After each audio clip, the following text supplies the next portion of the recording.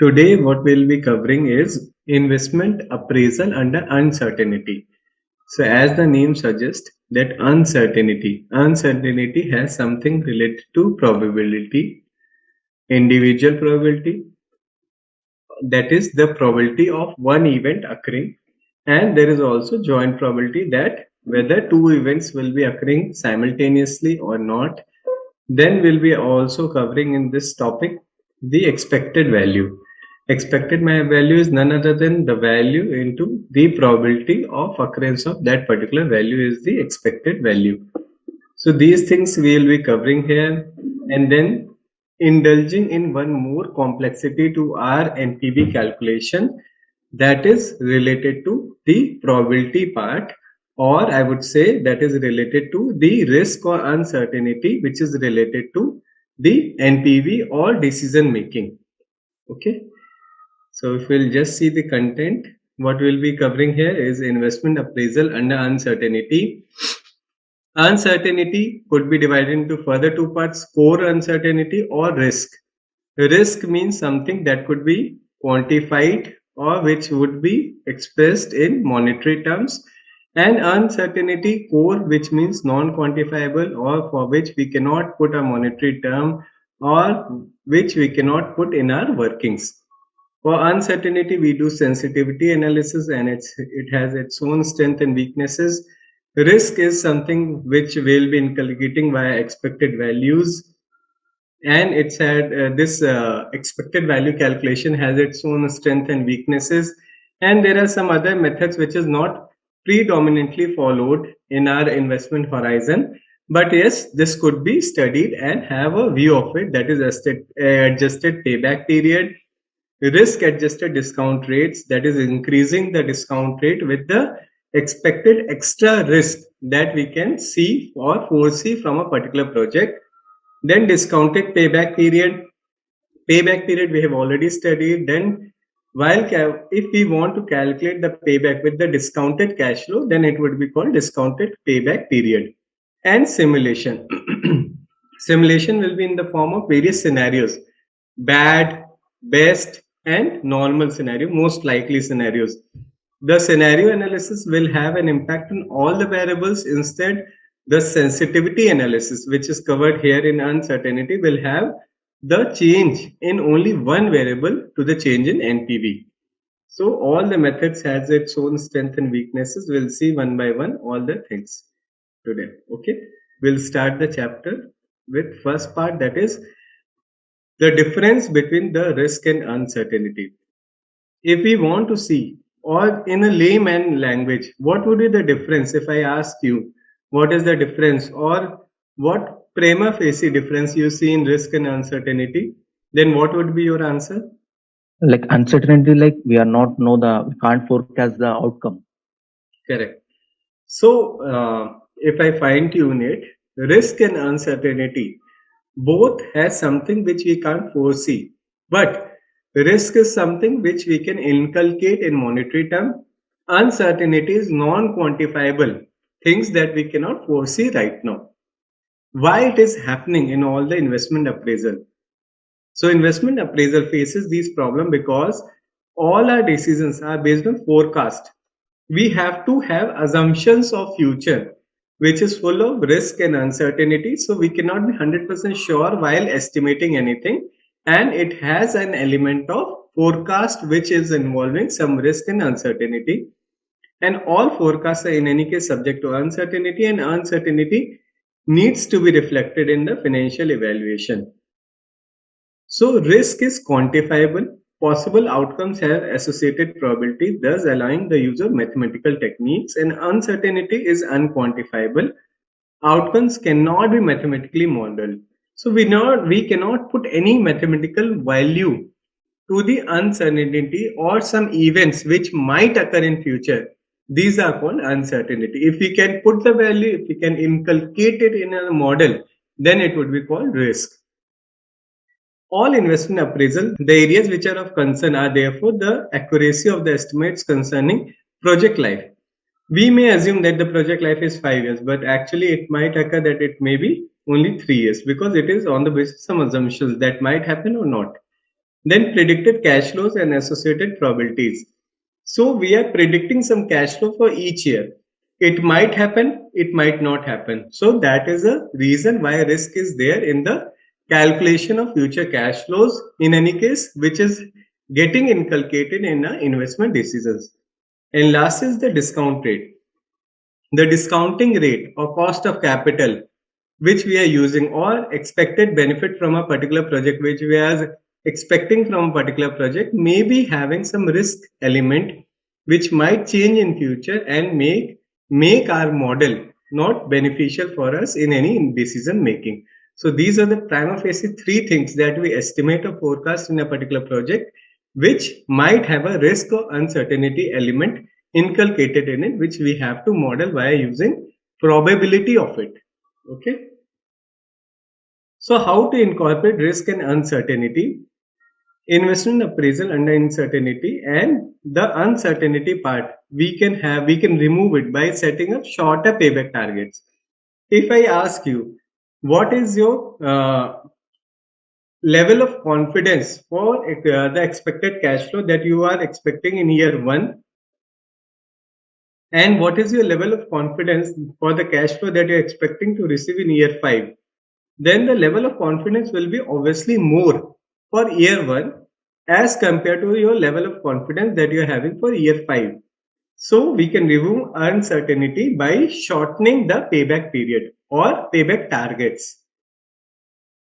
Make prudent estimate of cash flows to assess the worst possible situation. So what we can do while estimating the cash flow for each year, we'll take the worst possible scenario. Means if all the bad things happen, then what is the minimum cash flow that we'll be earning each year? We'll take that into consideration while calculating the NPV. So that in any case, nothing could be worse than the estimate that we have taken. Then assess both best and worst possible situation to obtain the range of NPV. We'll give this is the best scenario, this is the most likely, and this is the worst scenario. We'll put up all these numbers and then decide what is the range through which our investment appraisal will vary from best to worst, and see whether that risk could be absorbed by our company or not, and then take any decision. And last is use sensitivity analysis to measure the margin of safety. Means if a particular element of the investment appraisal changes, then what will the change in the NPV of that particular project? So sensitivity of a particular element to the NPV will calculate each element and see what is the range by which the variation will not cause any change in the decision that we are making. Then what is the methods to inculcate the risk? We'll use probability, that is expected value will calculate. Then simulation model will prepare. Simulation means if it is going 10% worse, 10% positive, 10% negative, 20% positive, negative, and see what is the wholesome outcome from a particular project. Adjusted payback period and risk adjusted discount rate. Risk adjusted discount rate means adding a risk component to the discounting rate that we use for our evaluation. We'll cover all these things one by one, both for the uncertainty and risk. Sensitivity analysis. Sensitivity means suppose there are 10 variables that are used in the calculation of NPV. First is the volumes, means the quantity that will be sold every year that we are expecting, the sale price of that quantity, variable cost of that quantity, fixed cost that will be incurred every year in that particular project, and other cost. So the variability of each particular element of that particular NPV calculation is having on the final outcome, that is the final NPV. We'll see and evaluate what is the range by which the change of this variable component will not have any negative impact on the NPV or will not turn it into negative or zero. We'll just see and evaluate these things in the sensitivity analysis. Is it clear? Yes, sir. Okay. So how to calculate the sensitivity? The maximum possible change in a variable that would bring the NPV to zero can be expressed as a percentage. So how much will be the change in that particular variable to turn the NPV into zero from the positive that is currently we are seeing? is the sensitivity of that particular element of NPV calculation to the final NPV. So sensitivity margin is equal to NPV, that is for the project, divided by present value of cash flow under consideration into 100 to change it into percentage. So what will it give? How much is the percentage of NPV to the present value, and ultimately what conclusion we have to make? How much is the percentage that will vary in order to make the NPV zero or non-beneficial for us? So if I ask you one question here, the higher the percentage, the lower will be the risk or higher will be the risk? Suppose if I get for variable cost 2%, okay, and for fixed cost it is coming 50%. So which is more sensitive element for us while calculating the NPV? Is it variable cost or fixed cost? Where the change, small change, can get a big dent on the NPV. What will be your answer? What is the more concentrated approach, where we have to have more concentrated approach, whether it's fixed cost or variable cost? What will be your answer? Where more Both will attention, impact. yeah, correct. So both will Yes. impact, but where we have to have more attention, or which is more crucial for me to have in a better sense to make our NPV positive or to make our project beneficial, where we have to put more attention? Is it variable cost or fixed cost? If I'm not wrong, variable cost, because it will be directly impacting. Your And answer percentage is wise, it shows percentage wise it shows fixed cost. Percentage wise it shows fixed cost. Okay, so I'll fine tune your answer. It would be variable cost, both the sense that it is variable, and second also percentage wise. Because what is the interpretation from the sensitivity analysis? If there is change of 2% in the variable cost, our NPV will turn into zero. While interpretation for fixed cost will be there has to be 50% change in fixed cost to make a NPV for zero. So which is more crucial for me is variable cost. A slight change of 2% will make our NPV zero, while fixed cost has to change by 50% to make our NPV zero. So the factor which is more crucial to me is variable cost. Clear now? Yes, sir. Okay. The value of the PV of cash flow under consideration should include all effects of changing variable. For instance, the cash flow affected by a change in sales volume would include both sales revenue and sales variable cost. So we'll go down and see the example. The lower the sensitivity margin, means 2%, what we have seen in our example, the more sensitive the decision to particular parameter being considered. Why? Because small change in the estimate could change the project decision from accept to reject. So if 2% increase in there in the variable cost, our NPV will immediately turn into zero. And maybe a project which you are accepting right now because the NPV is positive might change into a negative decision, because when NPV is zero, we will never accept that project. While for fixed cost, which has a very high sensitivity margin, we have to wait up till until the fixed cost increases by 50%. So the higher the sensitivity margin, the lower crucial is that particular element in our decision making. Now comes how to solve this problem, because we need the PV of each cash flow separately. The tabular approach we will be following for calculation of NPV, so that each element wise we can calculate the sensitivity margin for each component when we'll be evaluating our decision. So the format would be time period. Time period means 1 year, 0 year, or 1 to 5 years, whatever be the case. Cash flow related to that particular element, then discounting factor at whatever will the rate of the discounting. It might be annuity factor or just a discounting factor. If it is one time cash flow, it would be discounting factor. If it is a series of cash flow, then there would be annuity factor. and then the PV, that is present value of that particular element of the evaluation. So we'll just go through the first sensitivity analysis example. An investment of $40,000 today is expected to give rise to annual contribution. So annual cash flow of 25,000. This is based on selling one product with a sales volume of 10,000. So sales volume is 10,000 units. Sale price is $12.5. Variable cost is $10. Means contribution. Contribution means, what is meant by contribution? Contribution is equal to selling price minus variable cost. Correct. Incremental annual fixed cost. Incremental means this is only attributable to this project is $10,000 and it will be incurred for next 4 years. So the project life is 4 years. All evaluation will be limited to 4 years. In any case, the tax adjustment is not given in the question. So there is no increase to, though no need to increase the duration of the lifetime of the project because there is no tax adjustment which has to be done in arrears basis. The discounting rate is 10%. What is being asked in the question first is calculate the NPV of this investment. So we'll just see the NPV calculation. Okay. So I have prepared the format in the same way, that is particulars, time or time range or time period you can write.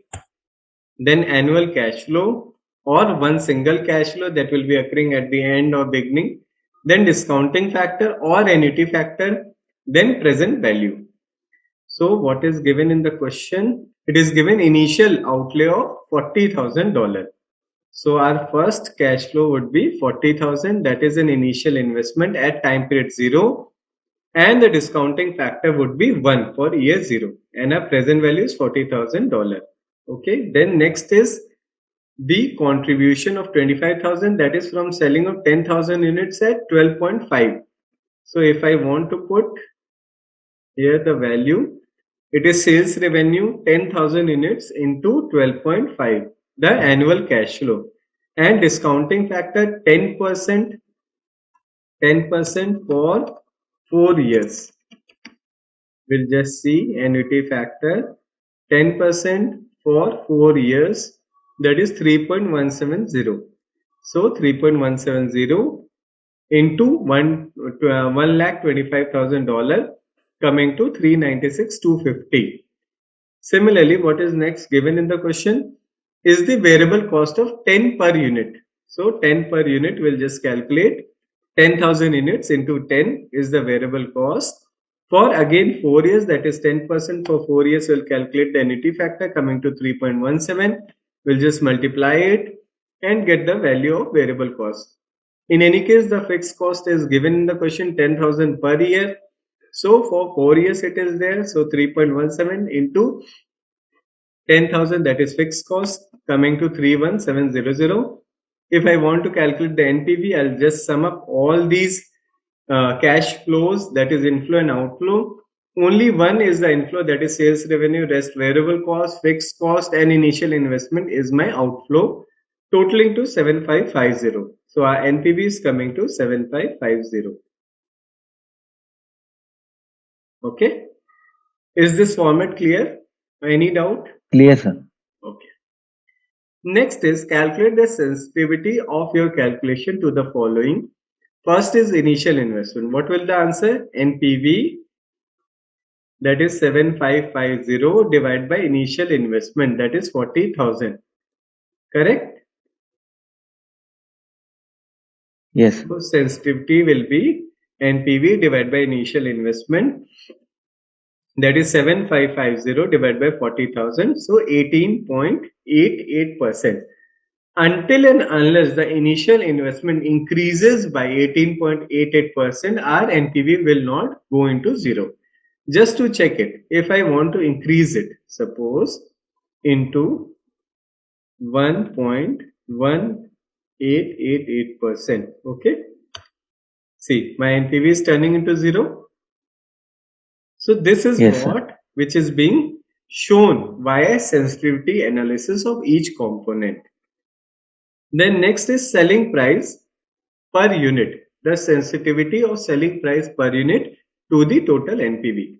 So in any case, for selling price per unit, we have to take sales revenue because it has a quantity impact also inculcated in it. And if we want to calculate the present value, we have to take sales value instead of selling price per unit. So sales price is equal to revenue, and the formula would be NPV divided by present value of the revenue. Okay, so 7550 divided by 396250, that is coming to 1.9%. So if the sale price reduces by 1.9%, then our NPV will turn into 0. Correct? Yes, sir. Similarly, next is the variable cost per unit. So we'll see the variable cost, that is NPV divided by present value of variable cost. Variable cost is 317000. That is 7550 NPV divided by 317000. Now, what we will be inferring from this particular calculation? If the If the variable variable cost, cost will cost increase by 2.4%, our then NPV will be 0. correct. So now next is the sales volume. Sales value right now is 10,000 units. If it increases, now sales volume will have how many components? One is sales price. Okay. Next is variable cost also, because sales volume is getting multiplied or is getting used in two parts. One is sales price, second is variable cost.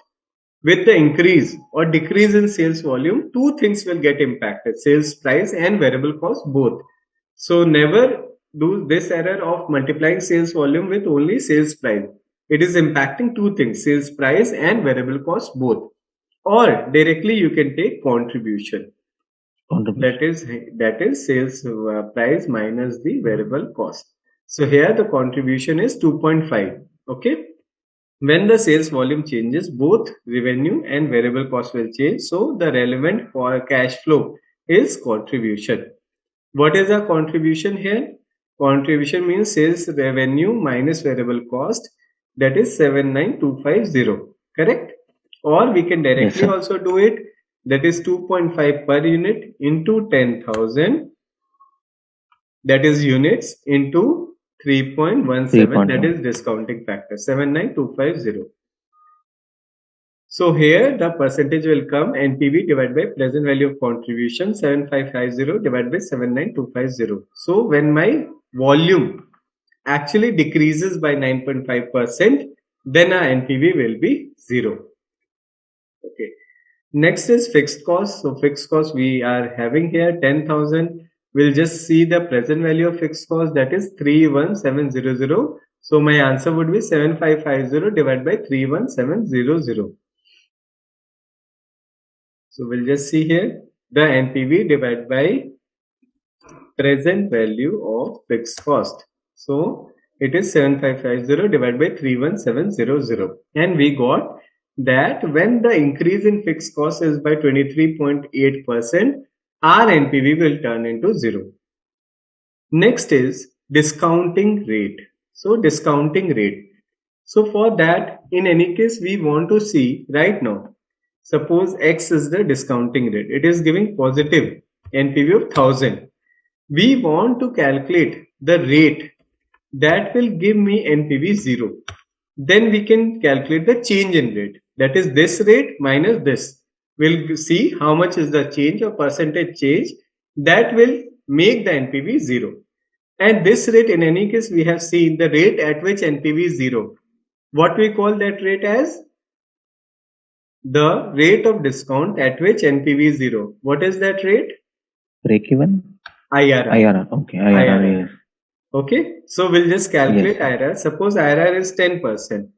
Right now, the rate at which NPV is, suppose 1000 is 5%. Okay.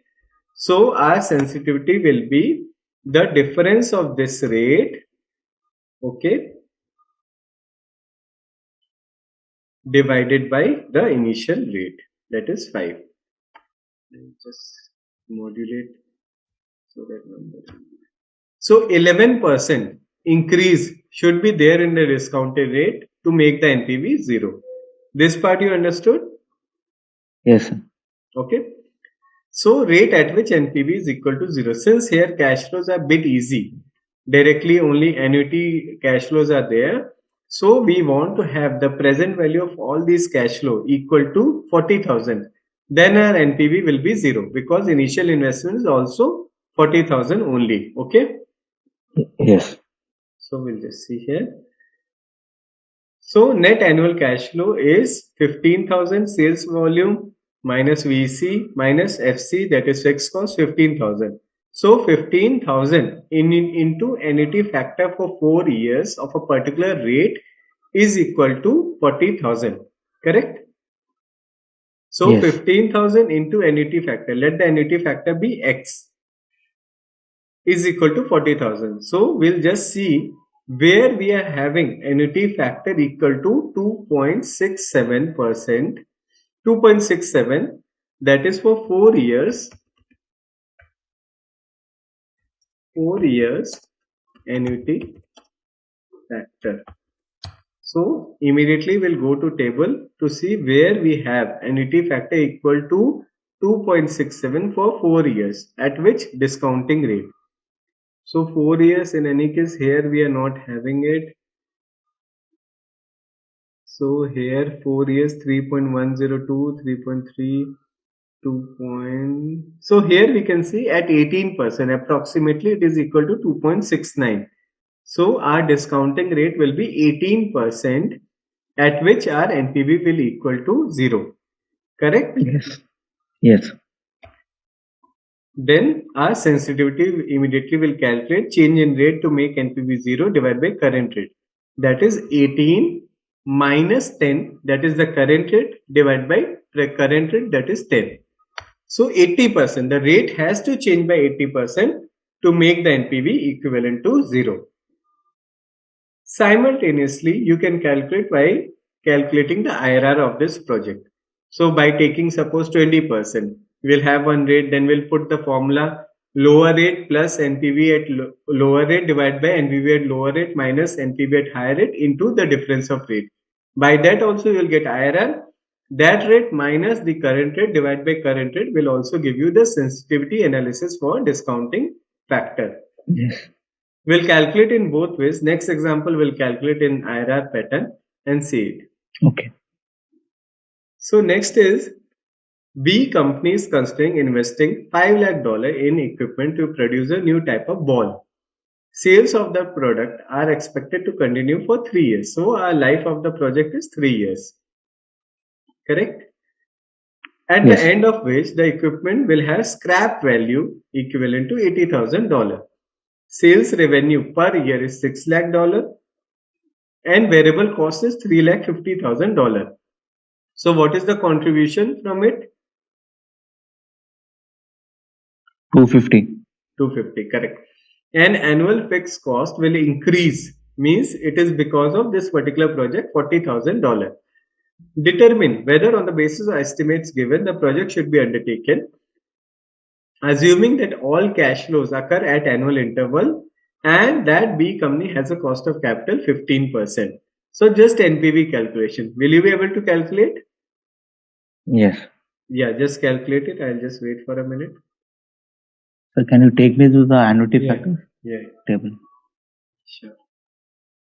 So what is 15% for 3 years? 2.283. Present value factor.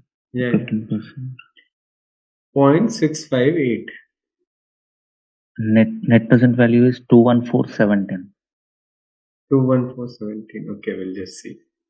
Okay.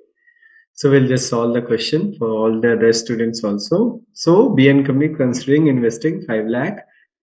So your initial investment is 5 lakh. Discounting factor is 1. Present value is coming to same. Then next is your revenue, that is around 6 lakhs per year for 3 years. So 6 lakhs per year for 3 years, that is 2.283 annuity factor, 15 for 3 years, 2.283 coming to 1369800 by just multiplying. And then variable cost, it is given in the question $3,50,000. That is again turning into 799,050. Then fixed cost is 40,000 per year.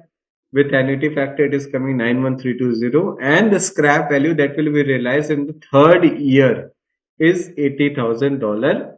That will have a discounting factor for 3 years with a present value factor, I would say, for 3 years. Instead of annuity, it would be present value factor. So 15% for 3 years, 0.658.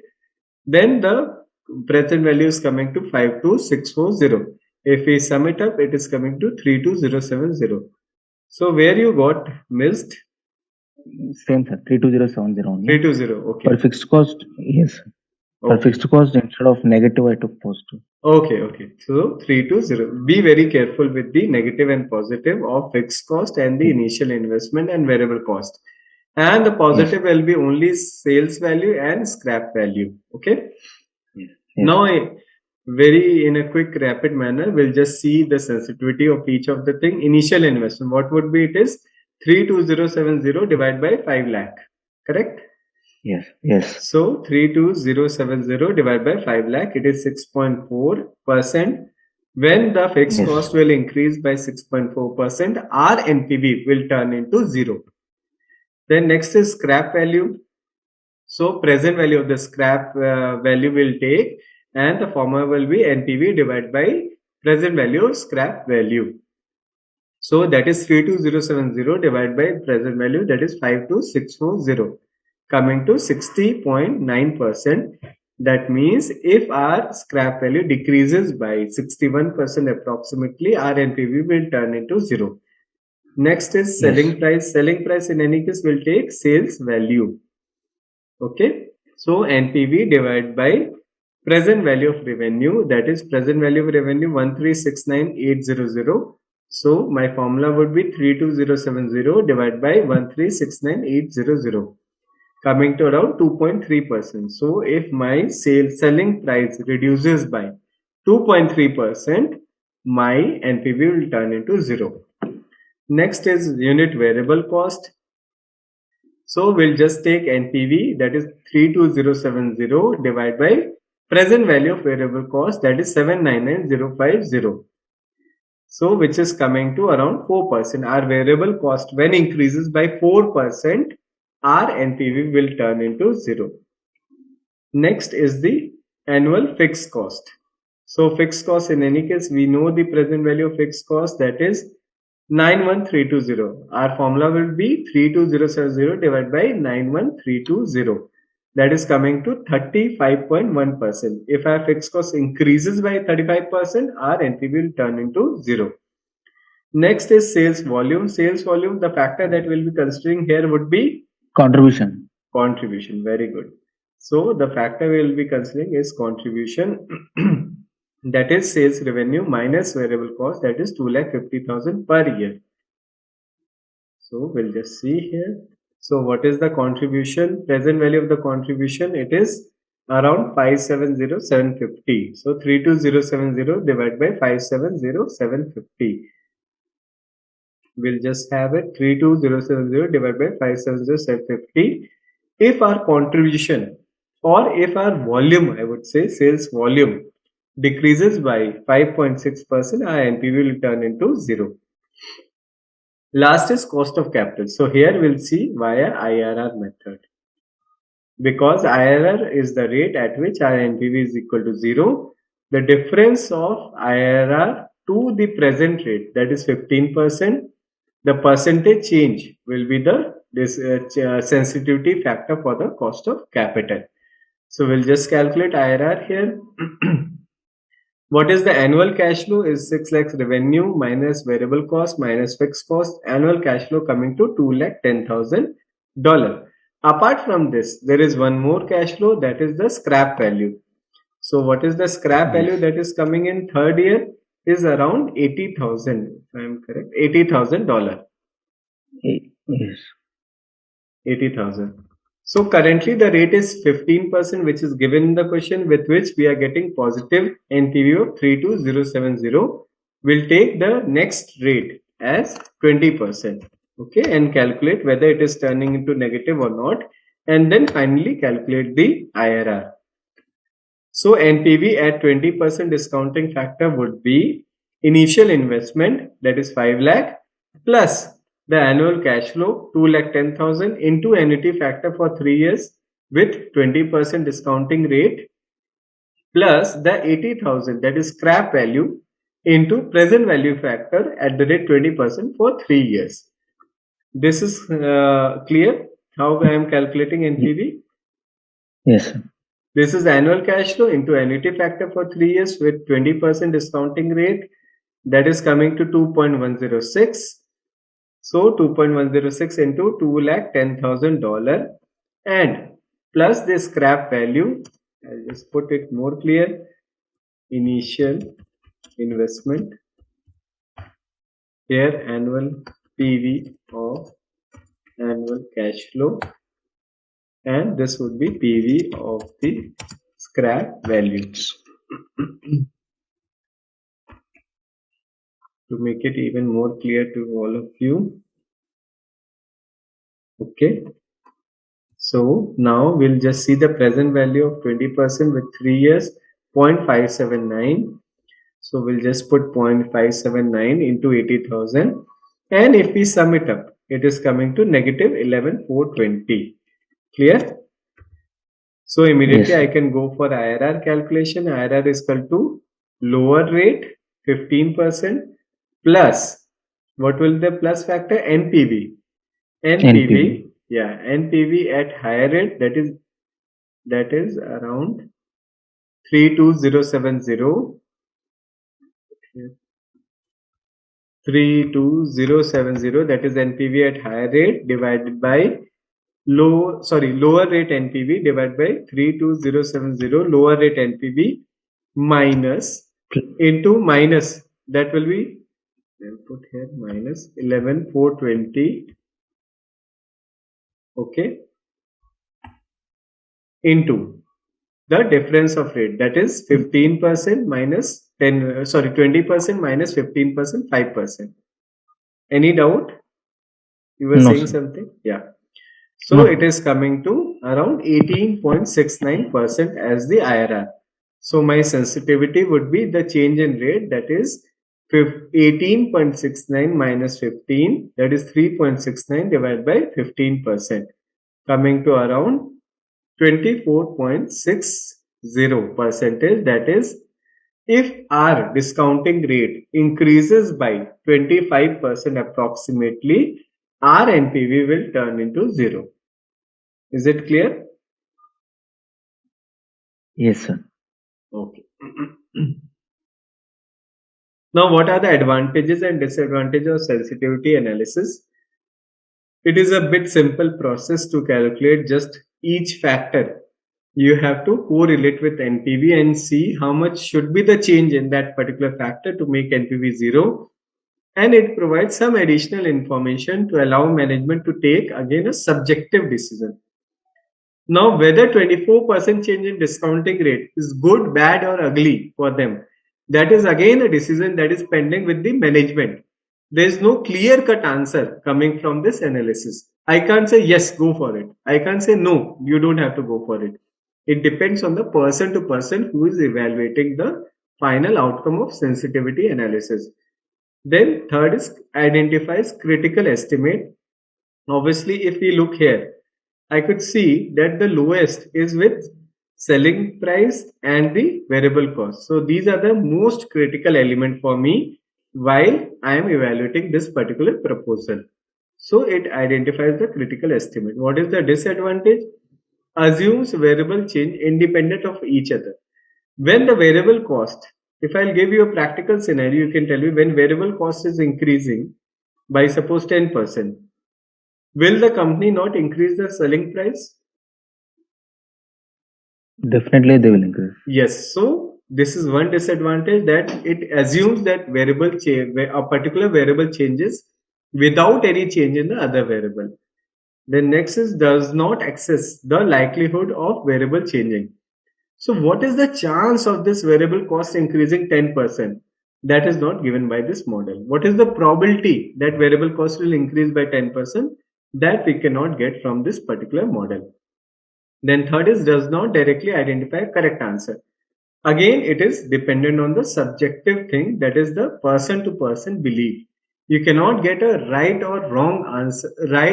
answer to accept or reject. It depends on your belief, it depends on your estimate.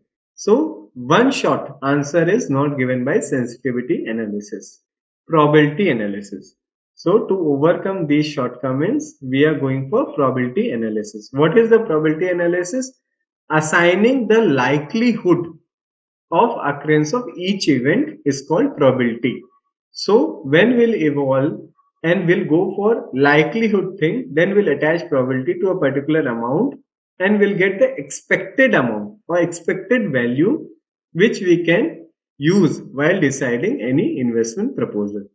So where there are several possible outcomes for a decision and probabilities can be assigned to each, a probability distribution of expected cash flow can often be estimated, recognizing there are several possible outcomes, not just one. So then we have to use the expected probability, that is expected value, and measure risk by calculating the worst possible outcome and its probability. Calculating the probability that the project will fail means NPV will turn into negative. So by this you can have three scenarios: good, bad, ugly, or best, probable, and worst. And then you can assign the probability to it and get a range of values and an expected value by taking the probability of each of the scenario, and then see what is your expected value from the particular project if all these three events occur according to their probability. Okay. The expected value is the weighted average of all the possible outcomes with the weighting based on the probability estimates. The standard deviation is a statistical measure of the variability of a distribution around its mean, that is the average value. How much it is varying from the average value is the standard deviation. The tighter is the distribution, the lower is this measure will be. So the tighter means, suppose if I'll give you scenario 1, in that the you can tell me where would be the standard deviation more.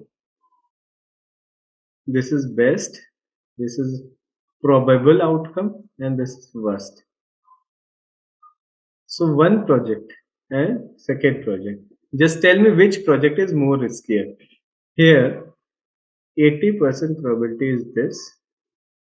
I am telling you the probability 80% is this and 20 is this. Here I would say 30 is this, 20 is this, 50 is this. So which project is riskier? Project 2 is riskier, Yes, 50% worst. correct. The reason is different because it has the distribution that is varying from the best to worst with a variable probability each assigned to each scenario. Whereas in project Okay. A, it is having the majority of probability in the middle scenario, that is the probable scenario. So there is not much variation. Whereas in project 2, there is a lot of variation. 30% it could be the best scenario. Again, 50% could be the worst scenario. So it is having a very distinct values. It could go for best, it could go for worst. Anything could happen. Whereas here we can see some stability, that mostly the case would be the probable case. Okay. Now the expected value is equal to sum of all the outcome, that is probability, into the value of an outcome. If we sum it up, then we'll get the expected value. We'll see by an example. The expected value is not the most likely outcome. It is not even the possible result, but instead it finds the long run average outcome. If we go for repetitively for a particular investment for a particular project, then in long run, what will the value that you will realize is the expected value. You can't say that this is the probable outcome from this particular project. You can't say this is the expected value that will come from a project. It is the value that will be derived over a period of time when that particular project might go for a long term. If I'll show you with this example, if I take this project, I'll take it for 10 times. Okay. Then maybe 8 times it will have a probable outcome. That is, suppose whatever is the NPV coming in this case will be the NPV that you will get. And 2 times you will get 20% NPV, 20% worst case NPV in as your final outcome. So when you will run the project for 10 times, then this is the average value that you will realize.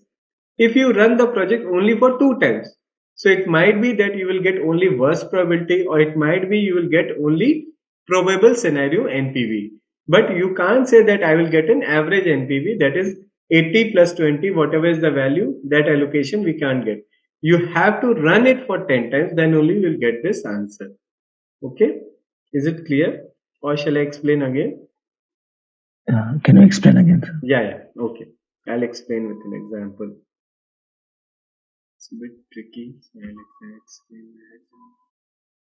So what it is saying, I'll tell you to best case, okay, and middle case, and worst case.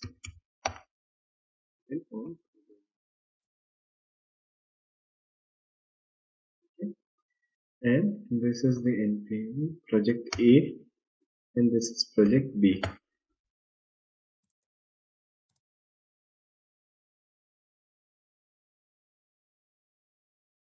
Okay, and these are the NPV,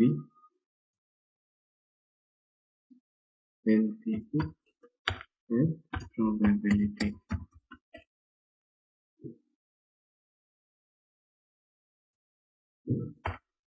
Okay, best case is 10,000, 8,000, and 2,000. Probability here it is 80, here it is 20. Okay, then in this it is 20,000, 10,000, and 12,000.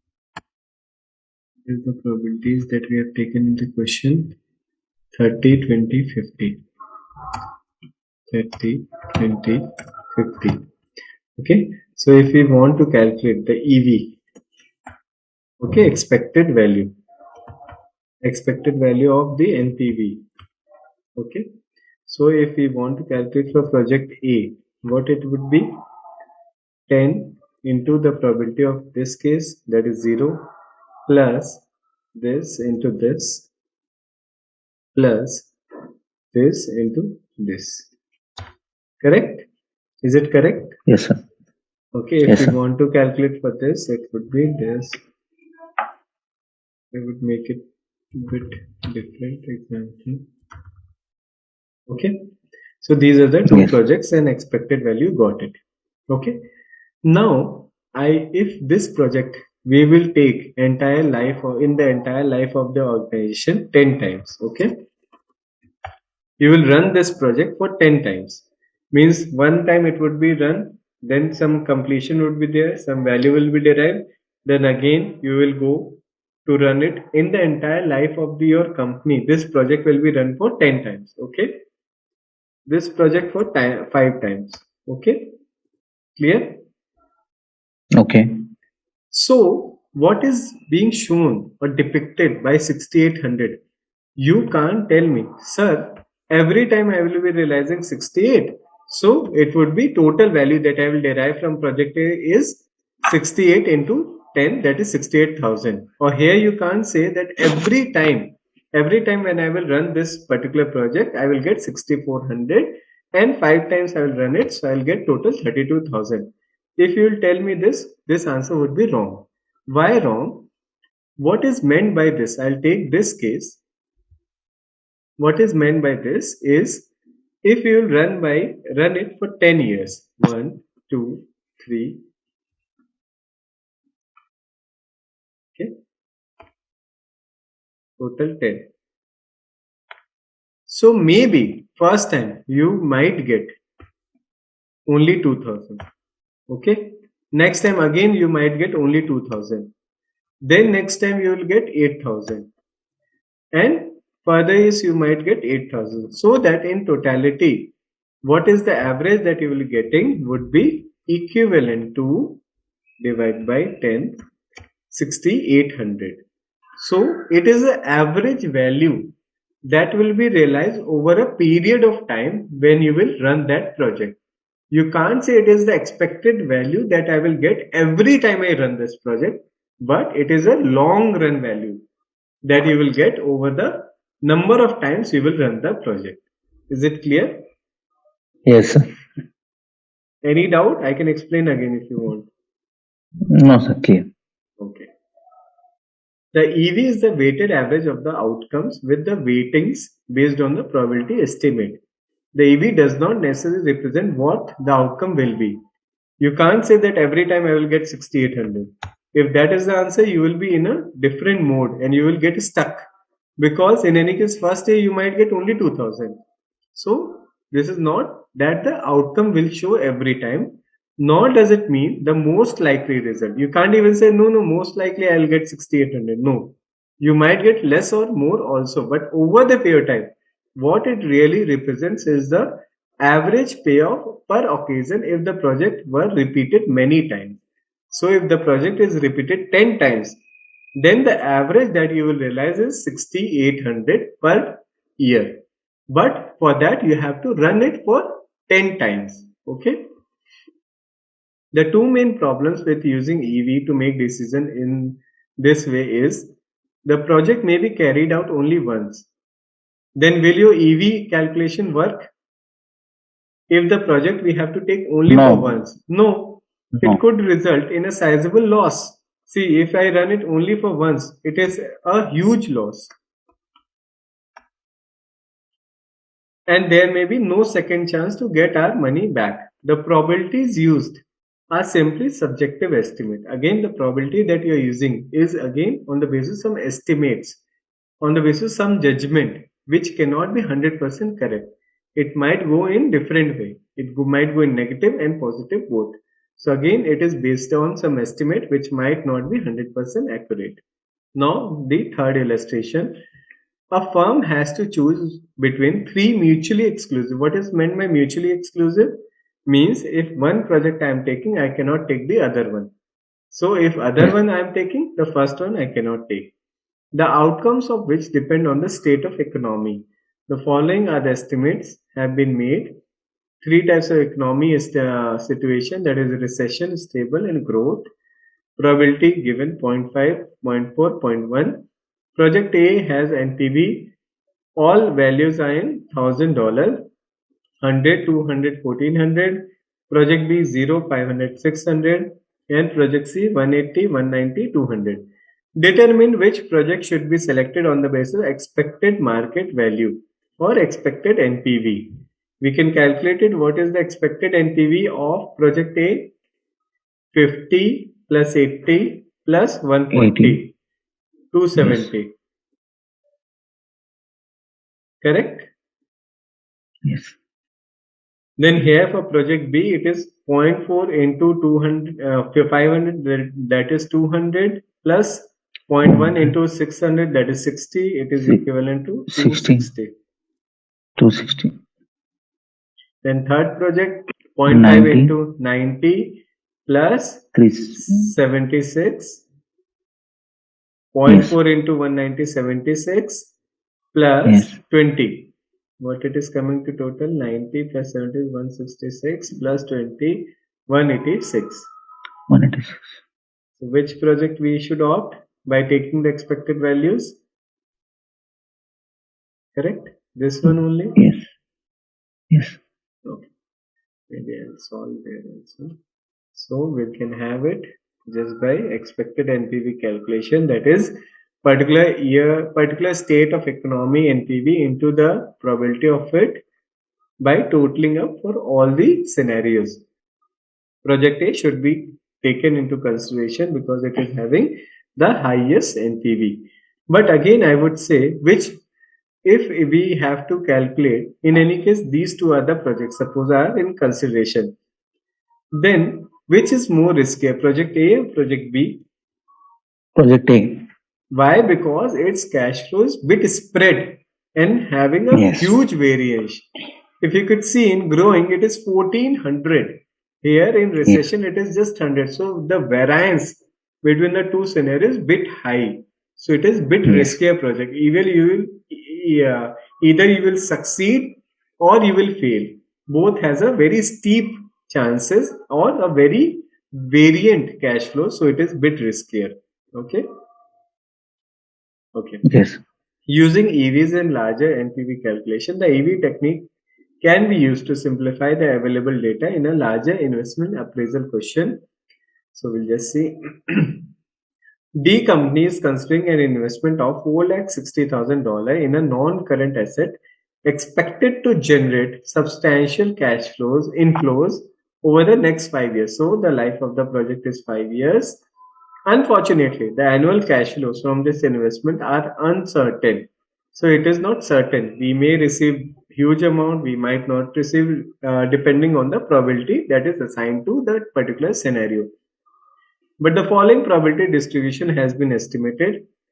Annual cash flow 50,000 with probability 30%, 1 lakh with 50%, 1 lakh 50,000 with 20%. So what is the expected cash inflow? 50,000 into 30, Oh, okay, 15,000. Then 1 lakh into 0.5, that is 50,000. 50,000. Then 1 lakh 50,000 into 0.2, that is 30,000.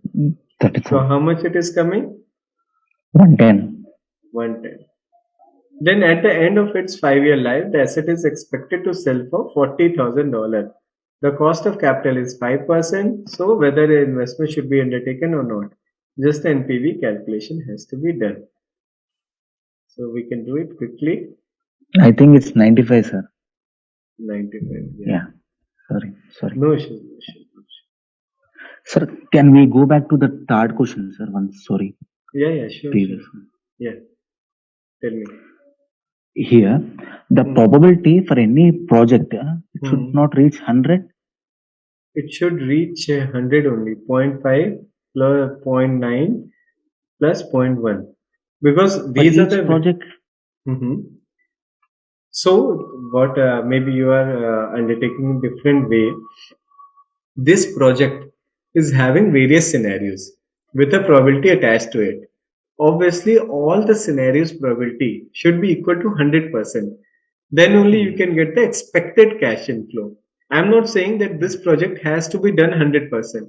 I am saying for this project, in the various scenario, what will the outcome that I am giving with various percentage.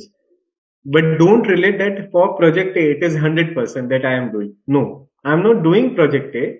I am just seeing the cash inflows that will be coming in project A with different probability. Is it clear? Yes, sir.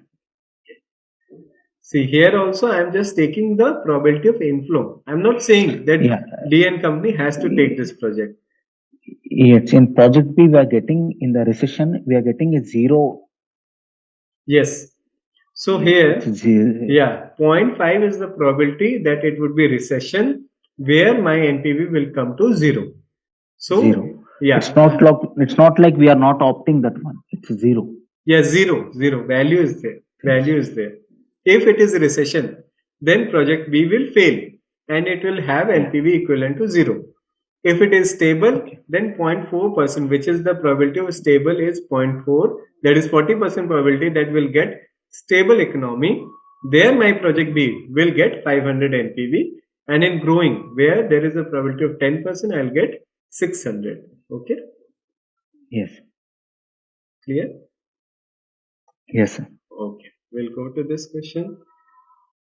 We got the expected weighted average or probability weighted average cash flows, that is 95,000, by just putting the probability into the annual cash flow under various scenario, and we got 95,000. Now just to calculate the NPV, initial investment $460,000 and 5 years is the life of the project. At the end of the life of the project we'll get scrap value equivalent to 40,000 and the cost of capital is 5%. So we'll just put it initial investment. In any case, for year 0, the factor would be 1. So we have put like this. Annual cash flow for 5 years. So what we have to do? 5 years annuity factor with 5% discounting rate. Okay, because 5% is the discounting rate that is given in the question, and 5 years is the life of the project. So 5% with 5 years, 4.329. 4.329, 5%, 5 years. So 4.329, we'll just put it here, annuity factor, then multiply annual cash flow into the annuity factor, and at last, that is at the end of year 5, we'll get 40,000 as the scrap value. We'll just find the discounting factor at 5th year end with 5% rate. So 5%, we'll get the discounting 0.784. 0.784, we'll just multiply it and sum it up. We got the NPV negative 17385. So should the project be taken or not? No. No, it should not be taken. Okay. Got it? Yes. So the probability may change even for year wise. Like first year we may get this much cash Yes. flow. Correct. You are correct. That is called joint probability. What you are mentioning. Year 1, year 2. Year 1 has different probability, suppose 0.3, 0.5, 0.2. Okay.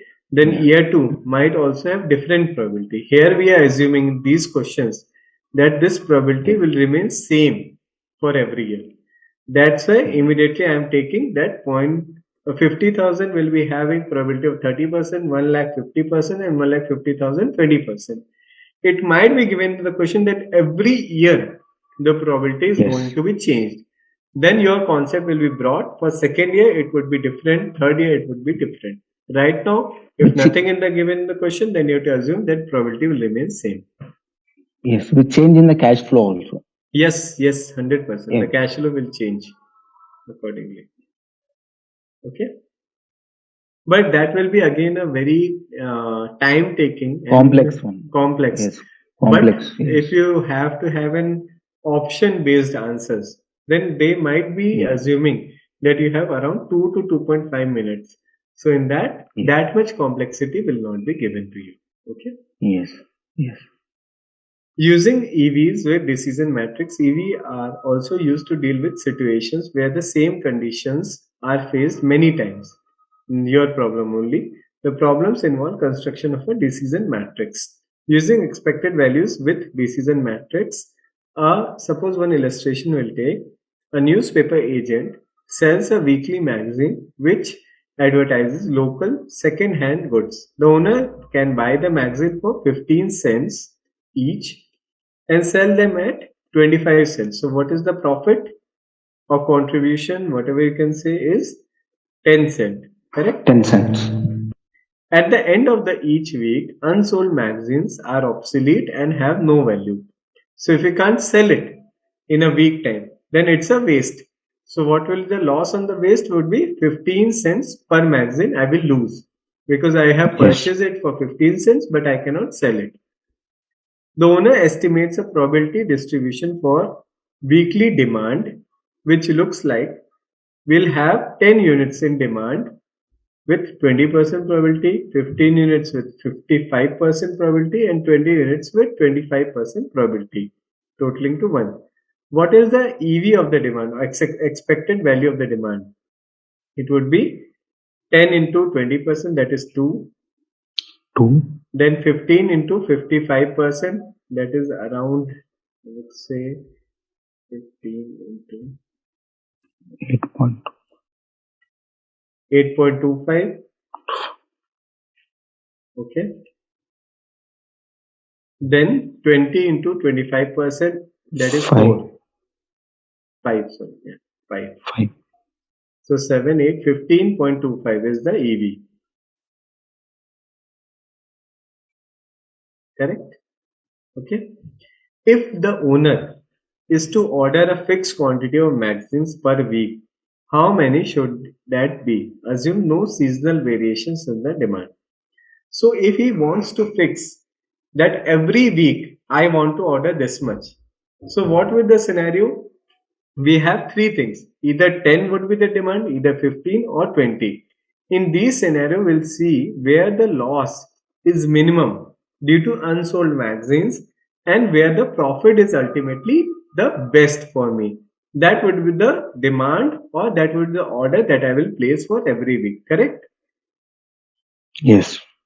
So step 1, we'll just set up a decision matrix with possible outcome, that is the number or the quantity that is bought and the quantity which is sold.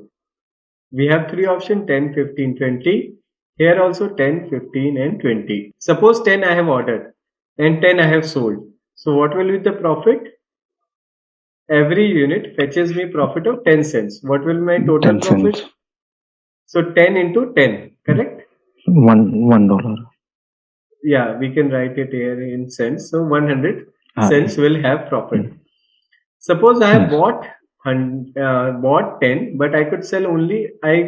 Suppose the demand is 15. I will put it in this scenario. The demand is 15, but the order that I fixed is only 10. So ultimately, I can sell only 10. I cannot go for Yes. 15. So my profit would Yes. be limited to 10. Correct? Yes. Here also, if we see, then our demand is 20, but I have ordered only 10. So my profit will be limited to 10. Correct? Yes. Yes.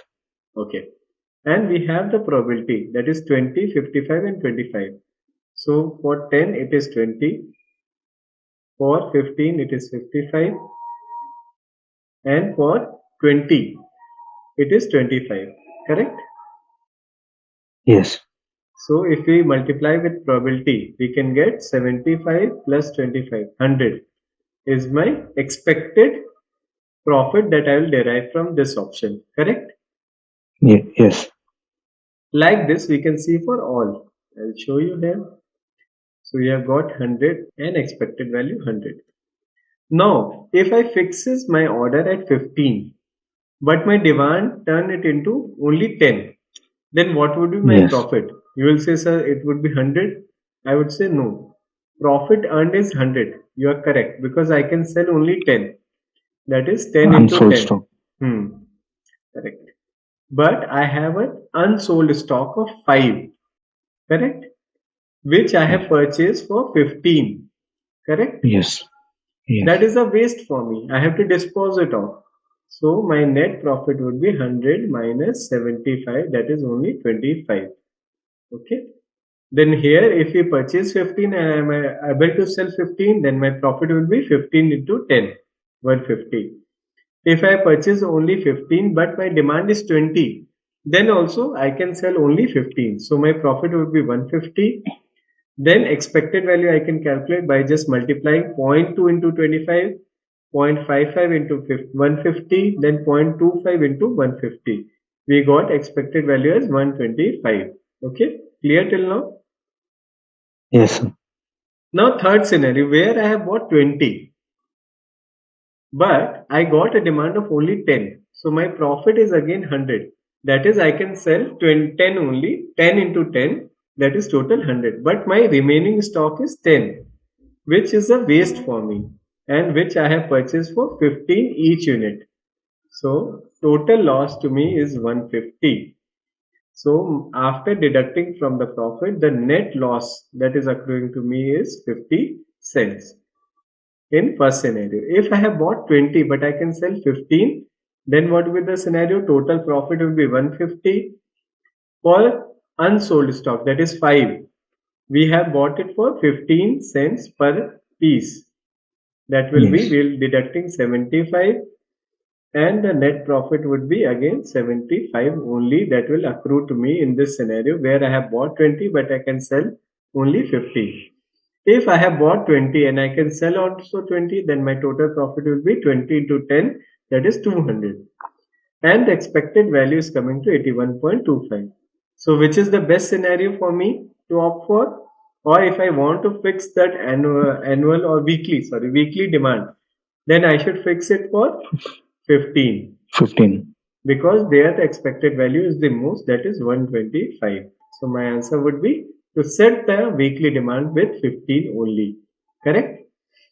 Yes, sir. What does this EV mean? It means that if the strategy is followed many weeks, then on an average the profit will be 125 cents per week. What actually happens is that 8 weeks out of 10, the payoff is likely to be 150, and 2 weeks it will drop to 25. So it means if you run it for many weeks, then only this 125 will accrue to you. You cannot say that every time I Yes. will earn 125. Okay. So the strategy produces the highest long run profit for the firm. You cannot say every time I will earn this profit. You can say over the long run you will earn an average of this much profit. Then what are the strengths and weaknesses of this particular way of evaluation? It deals with multiple outcomes. Then it quantifies the probabilities because you use the probability and get the quantity or a particular monetary value. Relatively a simple calculation, assets and decision making. You can directly do decision making by taking this. Okay. Weakness again, it is Yes. related to probability, which is again a subjective thing which involves some judgment. So it is not 100% foolproof evaluation method. Again, it depends on some subjective thing. Answer is only for long run average. You cannot say again that every time I will be earning this. It depends on long run when you will be running this project again and again. It ignores the variability of payoffs, means the payoff may have 1 year extreme 150, second year it might be 25, third year it might be 150, then again 150, then again 25. So that is avoided here. You get an average value. Last is risk neutral decision, that is, it ignores the investor's attitude to risk. So this project is the best, but it might not be best because it is varying a lot and there would be some risk associated with it, which investor don't want to take. So that thing is not being considered in this EV evaluation of investment, correct? So using EV as a basis for decision making is appropriate if three conditions, this is very important, three conditions are met or nearly met. So when to use this EV evaluation method? When these three conditions are 100% met or nearly met. When you feel that these three conditions holds true for this particular project. One, there is a reasonable basis for making the forecast and estimating the probability of different outcomes. So you have a proper backing of setting up a probability for each outcome and setting the outcome. What will the probability of particular scenario and what will the amount that you will be earning in that scenario. If you have a proper basis for it, then only you can go for EV mode of evaluation. Second, the decision is relatively small in relation to the business, so the risk is small in magnitude. If this particular project involves not a huge investment, is it visible? No? Yes, sir. Yeah. Got disconnected, sir. Now it is visible now. But you were able to hear Yes. my voice? Okay. Yes. Okay, so if you see that of the total capital or kitty you are having, this particular investment involves a very small proportion. Suppose total investment or the total kitty that you are having for a particular company is $1 lakh. This particular projects involve only $1,000. Then it is good. You can evaluate via EV method. But if it involves a sizable investment, then you should never go for EV evaluation. Third is the decision is for a category of decisions that are more often made. So you will be running this particular project many times. Then only you should go for EV mode of evaluation. So three things, you have a proper backup for the estimates. Second, this is a very small investment as compared to your total kitty. And third, this project you will be running for many number of times and you have to have an estimate of the long run return from the investment, not a short run. Then you can go for EV evaluation method. The EV technique is best suited to a problem that is repetitive. So again and again you have to decide and involves relatively small investment. What are the advantages? The technique recognizes that there are several possible outcomes and assigns a probability to it. Then leads directly to a simple optimizing decision rule. We can create a decision matrix and then see what is the best possible project for us and finally take a decision. Then last is calculation are relatively simple. Then what is the limitation? Because it is dependent on some forecast of the outcome and the probability assigned to it, it is generally biased on the basis of subjective judgments made by the individual. Then EV is merely a weighted average of the probability of distribution indicating the average payoff if the project is repeated many times. So it might be short term, there would be huge fluctuation. Your EV will be realized only when the project is run for a long period of time and it is a long term profit that you are getting via using EV. The EV gives no indication of the dispersion of the possible outcomes about the EV. The more widely spread out the possible results are, the more risky the investment is usually seen to be. So EV gives an expected value. It does not give how much is the variability. In this only if you want to see the variability is from 25 to 150. Huge variation. But you are selecting this project on the basis of EV because long run profit average you are getting 125, although there is a huge fluctuation in the end result. Then last is in ignoring risk, the EV technique also ignores the investor's attitude to risk. Some investors are more likely to take risk than others. So maybe an investor might have a lower aptitude for risk. So it will not take more risk, while EV will give the risk adjusted result, or I would say it would be without adjusting the risk, a result will be given on the basis of probability. So again, the risk attitude of the investor is not taken care when you are evaluating on the basis of EV. Is it clear? Yes, sir. So if you want to conclude, then the conclusion will be EV decision is appropriate only in three conditions. What are the three conditions? When you have a proper backup for the estimate that you are making, it is for a small proportion of your total kitty. And third, the decision is for a category of a project that has to be repeated many number of times so that your expected horizon from where you want to get the return will be a long period of time, not a short period of time. Then next part is joint probability. Questions in the exam may sometimes best be answered with the use of joint probability calculation. So in exam, a joint probability may be described as the probability of one thing and the other. Suppose I say event A, what is the probability of event A occurring and probability of event B is given 10%.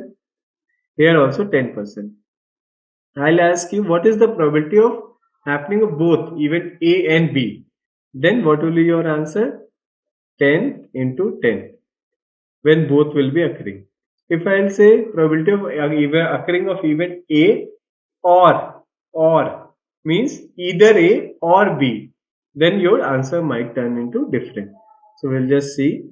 For instance, if the probability of a business bank account having a positive cash flow in month 1 is 20% and the probability of it having a positive cash flow in month 2 is 40%, then the joint probability of it having a positive cash flow means the occurrence of event A and the occurrence of event B.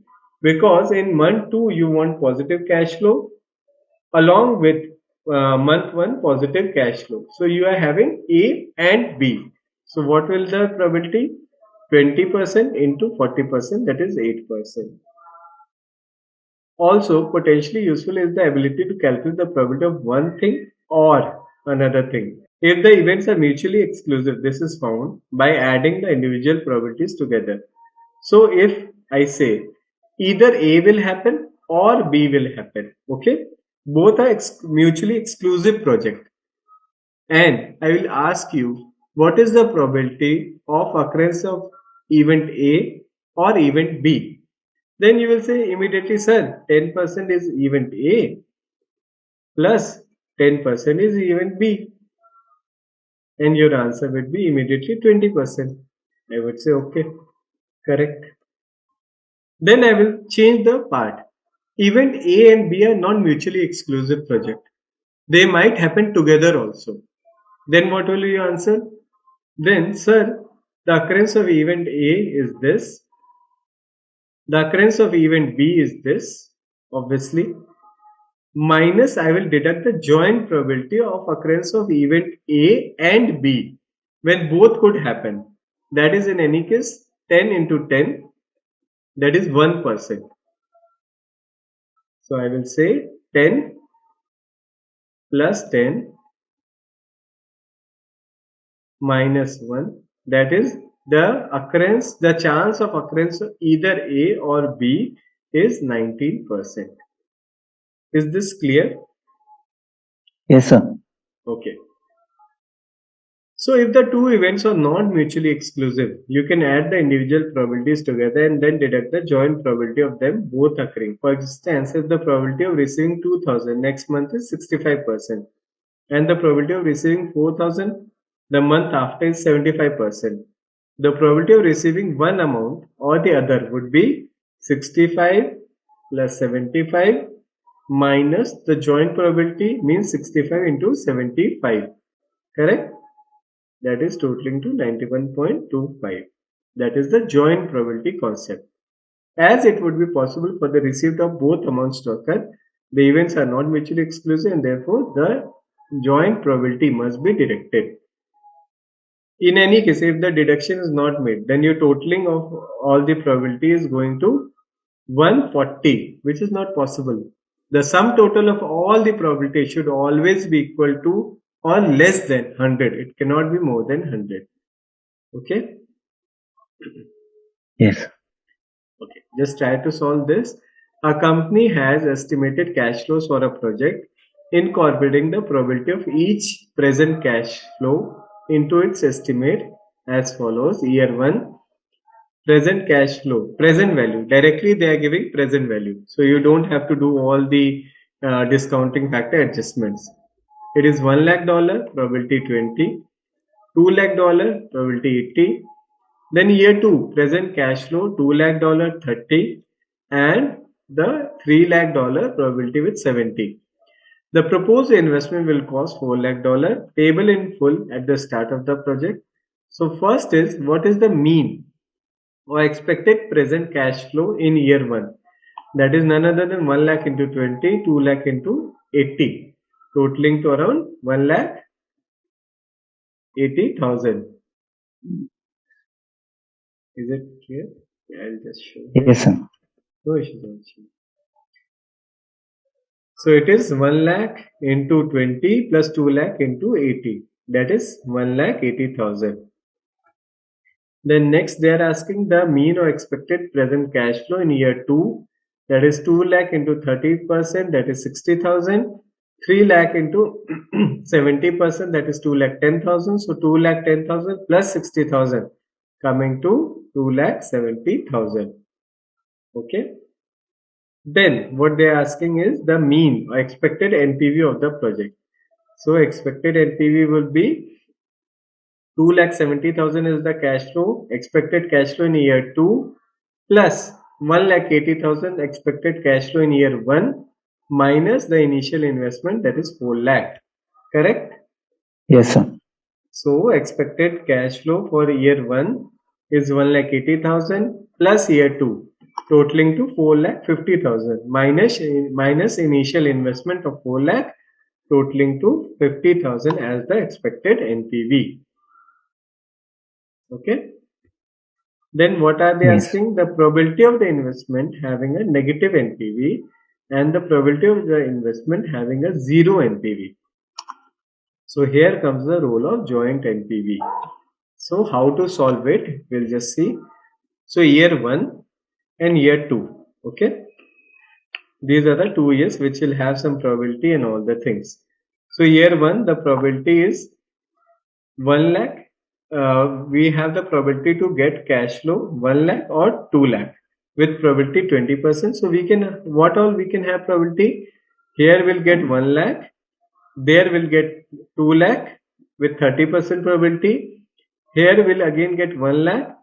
Second year when we'll move, we might have 3 lakh. That is having a probability of 70%. Correct? Yes. And in second scenario, here I might get 2 lakh, but in second year I will get 2 lakh again with 30% probability. In year 1 I will get 2 lakh. with year 2 getting 3 lakh with 70% probability. Money mute. Some disturbance is coming. Yeah. So we'll just create the matrix accordingly. Year 1 we got 1 lakh with 20% probability, and there we got 2 lakh with 30%. Again in 1 lakh in year 1, 3 lakhs in year 2. Similarly 2 lakh in year 1 and 2 lakh in year 2 with 30% probability, and 2 lakh in year 1 and 3 lakh in year 2 with 70% probability. What is the joint probability? We can calculate. That is the probability of happening both the events, 1 lakh in year 1 and 2 lakh in year 2. That is having a joint probability of 6%. Like this, we'll calculate for all the scenario. Then we can calculate the NPV. NPV is none other than initial investment, that is 4 lakh negative plus the cash flows, present value of cash flows in year 1 and year 2 in all the scenarios. First scenario 1 lakh plus 3 lakh minus 4 lakh, so negative NPV. Second scenario 3 lakh plus 1 lakh minus 4 lakh, so 0. Here also 0. And last is 3 lakh plus 2 lakh minus 4 lakh initial investment, coming to positive 1 lakh NPV. So what is the question? The probability of investment having a negative NPV. So it is the first scenario we are having a negative NPV. The probability is only 6%. Okay. Next, they are asking the probability of investment having 0 NPV. So we are having 0 NPV in two scenarios. That is this scenario and the second one. So we will just sum it up. 14% is for second scenario and 24% is for the next scenario, totaling to around 38% as the probability for getting NPV equivalent to 0. Correct? Any doubt here? No, sir. This is the format that you can build. So we have some involvement of joint probability also. So what is joint probability? Joint probability means the probability of occurrence of this event and then this event simultaneously. Both will occur. Then we'll get the probability of 14%. Then further techniques for adjusting the risk and uncertainty. One is simulation, sensitivity, analysis. What is simulation? Simulation means we'll build a scenario, best case scenario. Everything will keep the best. Best means highest selling price that we are expecting, lowest variable cost, lowest fixed cost. Then second, the probable scenario, where we'll put everything on an average. Average sale price, average fixed cost, average variable cost. Then worst scenario, where we'll put lowest selling price which we are expecting, highest variable cost, highest fixed cost, and see the result. That is the entire scenario.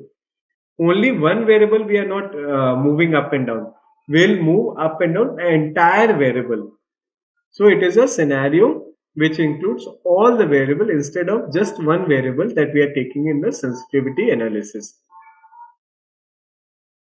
Sensitivity analysis considers the effect of changing one variable at a time. Simulation improves on this by looking at the impact of many variables changing at the same time. So it produces a distribution of the possible outcomes. The probability of different outcomes can be calculated. Then this could be a chart, and whatever is the middle value, that is the expected NPV. In any case, these all things will not be asked in the exam to calculate different scenarios, simulation and all that thing. Just interpretation may be asked. On the basis of the data given, what is your interpretation? The 4 stages of a simulation exercise. The 4 stage involves: first, specify the major variables which you want to change in different scenario. What are the core variables that you want to change in the various scenario, like market details, investment cost, operating cost. Then specify the relationship between the variables. When volume will increase or decrease, will the sale price increase or decrease, will the variable cost increase or decrease, fixed cost will increase or decrease. So a relationship has to be built in your model, like sales revenue is equal to market size into market share into selling price. Net cash flow is equal to sales revenue minus variable cost, fixed cost and taxation impact. So these end-to-end relation has to be fixed in the each component that you are seeing as a major component in the simulation model. Then next is simulate the environment. Select different values of each variable within the parameters and compute the NPV in different scenarios. Not sensitivity, it is a scenario. Entire thing will be going with a change. Repeat the process many times to create a probability distribution of returns, and the results of simulation exercise will be a probability distribution of NPV. Instead of choosing between expected values, decision makers can now take the dispersion of outcomes and the expected return into account. So it is just a fine tuning of the sensitivity analysis or probability analysis and giving more accurate answer. These things in any case for calculation, it will not come here in exam. Just a final outcome or interpretation might come in the exam. That is more or less same what we were seeing in the EV. Correct? Now what are the advantages? It includes all the possible outcomes in the decision making process. It is relatively easily understood. It is a wide variety of application, inventory control, component replacement, corporate models, etc. What are the drawbacks? It is extremely complex. You have to run it again and again in the Excel or in a modeling and then get the final data. So it is a time consuming, cost consuming, complexity is very high. Then the probability distribution may be difficult to formulate. Obviously, when you have to form the distribution of the probability, the chart, that is very difficult to formulate. It might not be bit easy to calculate and interpret. Next way of having the risk inculcated in our decision making would be the adjusted payback period. We look at the payback form of investment appraisal in the chapter on basic investment appraisal. So we have already seen what is the payback period calculation, then what is cumulative payback we have to calculate, then we have to adjust it and get the final payback time. One way of dealing with risk is to shorten the payback period required. So the shorter is the payback period, the lesser is the risk, because the reasonableness or your expected confidence in the year 1 cash flow is more than your expected confidence in the year 10 cash flow. So the shorter is the project duration, the lesser is it riskier. Okay. However, given the disadvantages of the payback as a method of investment, adjusted payback is really recommended as a method of adjusting the risk. Now, discounted payback, it is none other than whatever is cash flow, you have to discount, then do it cumulative and get the value. It is also possible to reflect the risk by using discounted cash flows in the calculation of a discounted payback period. The cash flows are first discounted using an appropriate discounting rate that reflects the risk profile of the project. The cumulative discounted cash flow can then be calculated in the same manner as the cumulative cash flow is for standard payback period. If you'll see the example, so year 0, 20,000 is the outflow, year 1, 8,000, year 2, 12,000, year 3, 4,000, and year 4, 2,000. Cost of capital is 8% and we have to calculate the discounted payback period. So very easy, just like what we have calculated as payback period, we'll just discount the cash flow, that is an addition. So first year investment is 20%, $20,000. Then first year will receive $8,000. We'll discount it for 1 year with 8% cost of capital. We got 7,407. Second year we got $12,000. We'll discount it for 2 years. We got 10288. Third year we got $4,000. We'll discount it for 3 years. Then we'll find the cumulative cash flow, that is 20,000 plus 7,407. Then 12,593 plus 10,288 and 2,305 plus 3,175. So here I am seeing that it is turning into positive. So my payback period would be 2 plus 2,305 divided by 3,175, that is 2.73 years. If we want to convert it into months also, we can convert 0.73 into 12, that is coming to around 9 months. So 2 years, 9 months is the answer. Is this clear? Discounted payback period calculation? Yes, sir. Okay. Third is the way is risk adjusted discounted. That is none other than if you have a cost of capital of 8% for the company But now I am going for a project where the risk is bit more than what we generally undertake. So the discounting of this also project with 8%, is it correct or not? Obviously the answer would be no.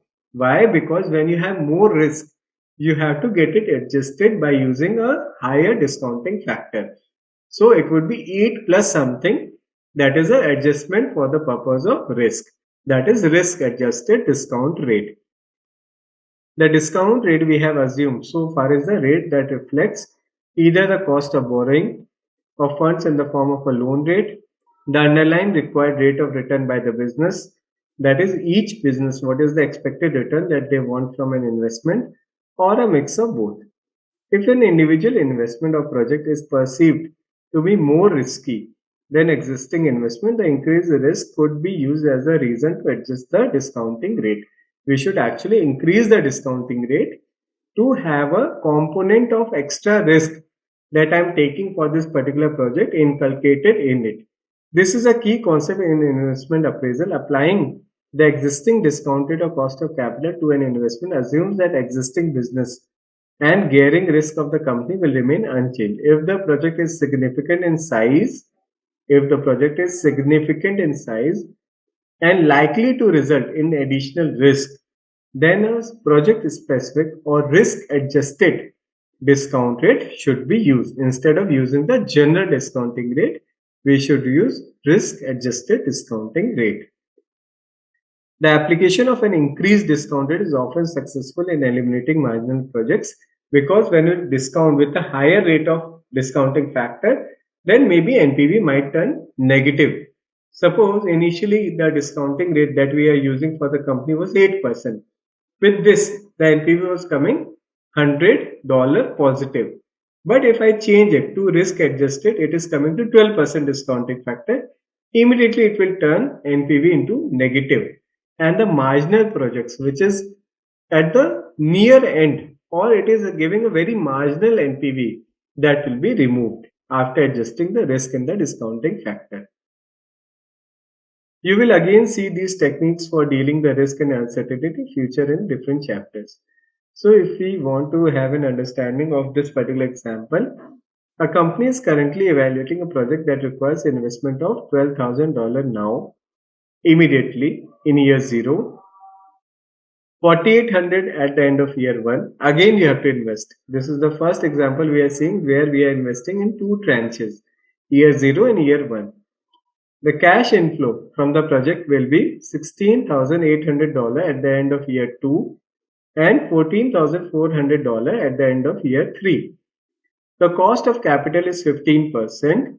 You have to calculate the discounted payback period and the NPV. Then we can choose from any one of this option. So we'll just see it. You want to try it? I'll just give you 2 minutes. Discount factors. Yeah, discount. Okay. Okay, we'll just try it. Maybe you can continue. We'll just see the answer together. So the company requires investment 12,000 now and $4,800 in year 1. We'll just put it in year 1 and year 0. Discounting factor 1 is for year 0, so we got discounted cash flow, and for year 1 we got discounted cash flow. Then an inflow is expected of $16,800 in year 2 and $14,400 in year 3. So we'll just put accordingly 16,800 and 14,400. And discounting factors we can see from here 870, 756 and 658.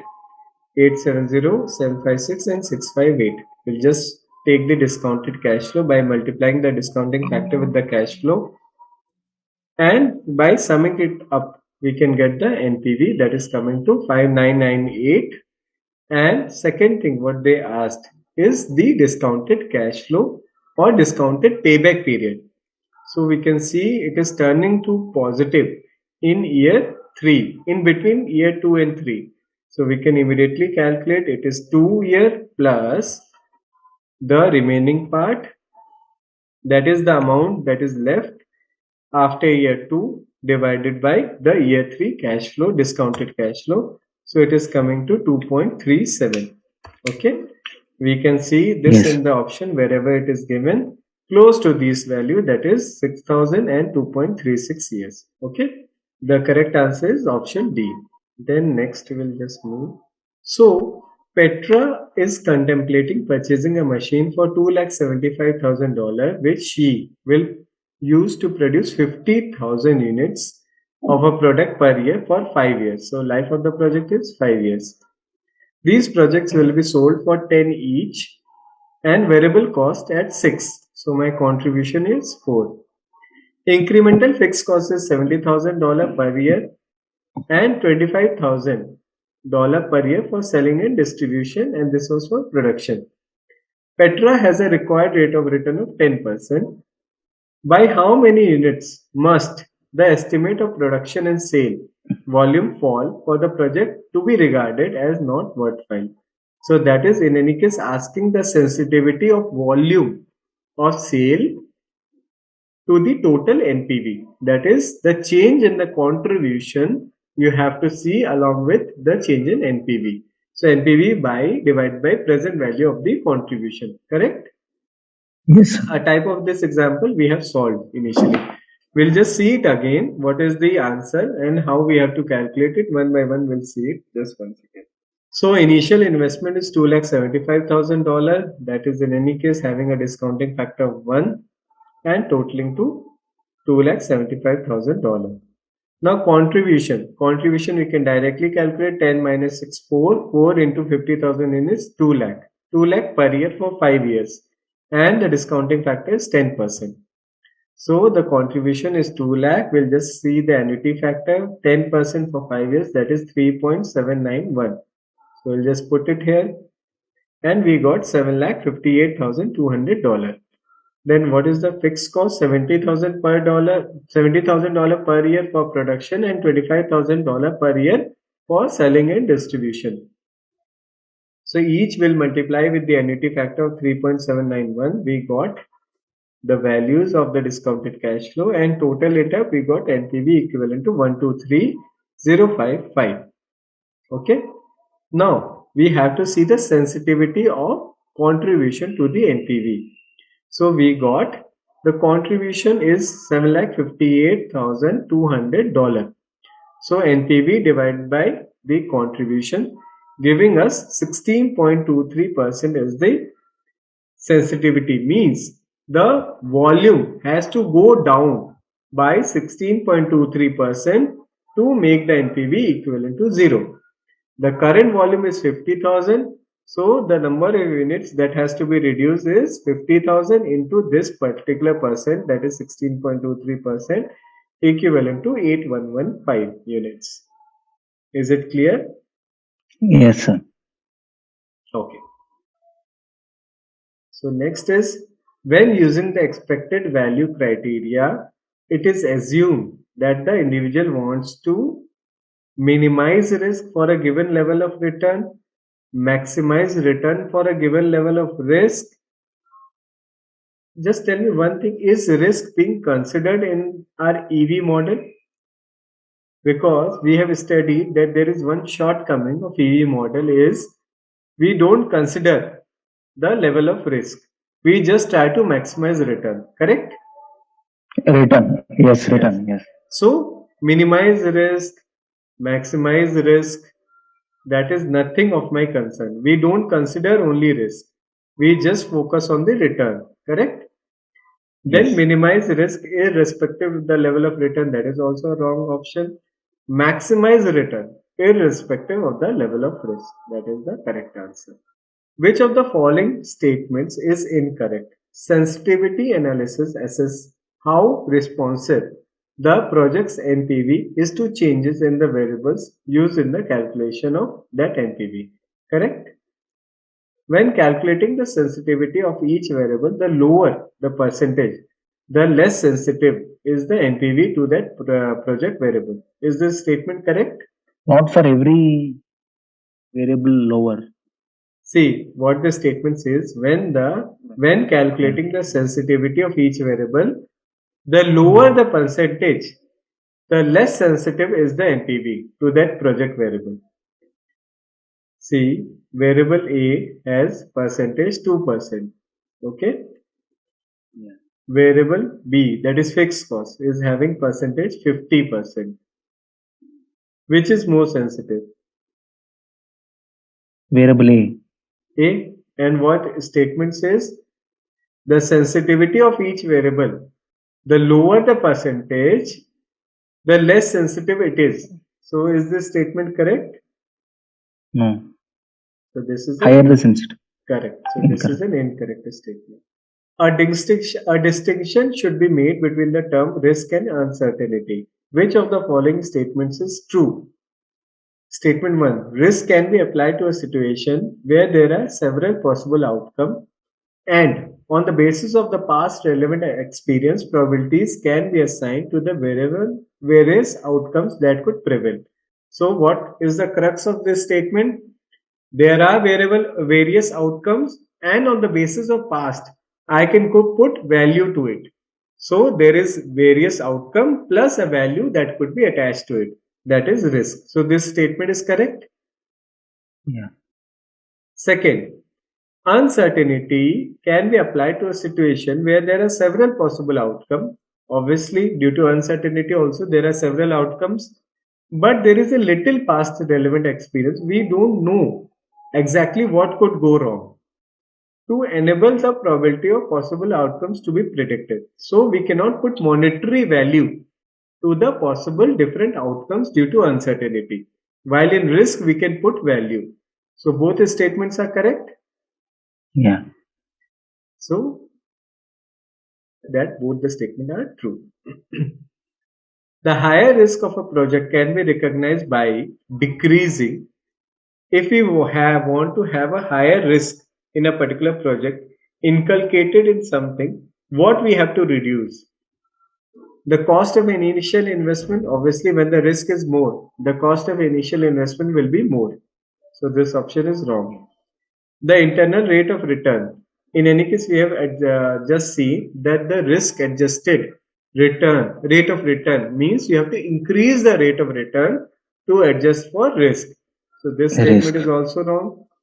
The required return, this also we have to increase. We don't have to decrease. So seeing the last option, the estimates of future cash inflow. Obviously, when we are foreseeing that the risk is very high, we have to reduce the future cash Reduce. inflow. Yes. So this option is correct. Then what all we have studied today is a summary I'll just put. Okay. Total two things we have studied. One is risk, one is uncertainty. Risk is something which will give different outcome, but we can predict the outcome and get a monetary value attached to it. Uncertainty is something which will again give different outcome, but we don't have uh, enough data to put value to it. So risk is with monetary value. Uncertainty is something which cannot have a particular monetary value attached to it. Correct? Okay. Then going to next, what all parts we have covered in the risk? Risk adjusted discounting rates we have seen. We have to increase the discounting rate to adjust for risk. Adjusted payback period, that is discounted payback period, we have seen. We have to discount the cash flow, then see what is the payback period. Then we have seen the simulation. We have to do random numbers and we have to do simulation for different variables, different situation, and get the probability chart and then select the expected NPV or expected return from a particular project. There are various strength of simulation. Also, there is some weakness, that is, it is very complex strength. We could say that it includes all the outcomes. Then similarly, there are expected value calculation we have seen in risk, that is probability into the value to the particular scenario. It is very simple to use. Then construct a decision matrix also. We can get the value directly attached to the decision matrix. Then it is having some weakness, that it is have on the basis of probability, which is again on the basis of estimate. And second, it gives a long run average value. In short run, the value might go up and down depending on the situation. And it ignores totally the risk part of the appetite of the investor to absorb the risk. That part it entirely ignores it. That is why it is one of the weakness of the evaluation of EV model. Then uncertainty, for that we use sensitivity analysis, that is the sensitivity of NPV to each variable that is used in calculation of NPV. What is the formula? NPV divided by present value of that particular variable. Then it has strength. It is very simple. It provides a first cut info to the management where they have to focus more. On what variable they have to focus more and on what variable they can focus less. The lower is the rate of sensitivity, the higher sensitive it is, and the higher is the rate percentage that I am getting, the lower sensitive it is to the NPV of the project. It has weakness only one variable at a time, and also it assumes that that particular variable changes independent to other variable. Actually, when one variable changes, other also has an impact. Like selling price increases, variable cost increases, then selling price also increases accordingly. But in here, we'll see only one variable change without having any impact on the other variable, and no clear decision. We'll give the sensitivity of that particular variable to the total NPV, but we won't say whether to accept or not to accept it. So this is the total thing that we have covered today. Just have a revision of it. If you have any doubt, then we can discuss it in next class.